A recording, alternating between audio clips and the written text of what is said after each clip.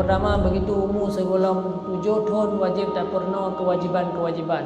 Cara sembahyang, cara puasa, tah yang hana je buat, tah yang je buat, termasuk baima Quran mehana wudu nya umur 6 tahun. Umur 7 tahun praktek. Begitu kita mau siapa wajib sembahyang, wajib perintahnya ya sembahyang.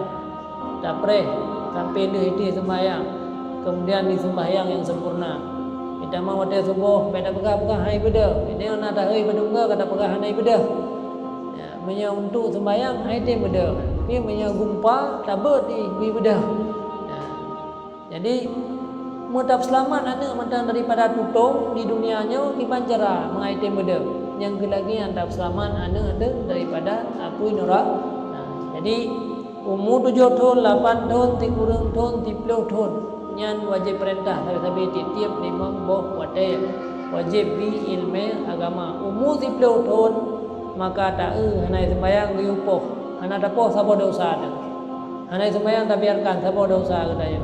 Sampai umur 15 tahun nya lengkaglah kewajiban kero ke kali lo ajo buat kali lo pernah sembahyang nyo kaglah yang keenam barulah. Tetapi punya anak dia tadi di mulai 7 tahun sampai 15 tahun 8 tahun kai sembahyang karena mungkin li anak dia akan ditinggalkan sembah kedupnan barulah katanya dia tak ajo maka uronyo jalan mengalih mudah tak pegah menganglah ya melah anak katanya bak tempat pendidikan agama ya me budaya pesantren nyan kaglah katanya apabila karena padung thun di pesantren karena mantang mungkin tahu nama anaknya dia lagi katanya sehingga hati ni dia lagi katanya pada mungkin lah untuk dia apa mungkin ni ya, berobat jalan kayak pada mungkin ya. Jadi dia nama anak mungkin ni dah nama letak kegiatan man berobat jalan. Makanya di mana-mana pun mandang ia hadiri majlis ilmu. Mau dia enggak salah. Asal ka puasa kapre beget. Padahal puasanya lebih pahala lah beget. Dalam sebuah hadis sampaikan man hadara majlis al-ilmi fi Ramadan kataballahu bi kulli kadamin ibadatas sana.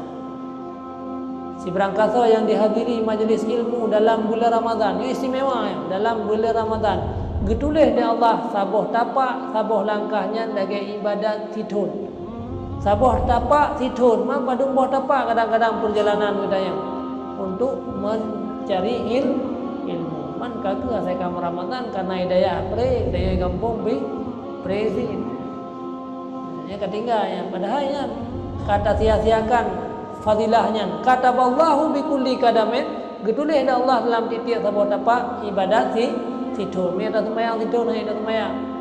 Punya mendeng katalah bacunnya kamu berada dalam majlis ilmu.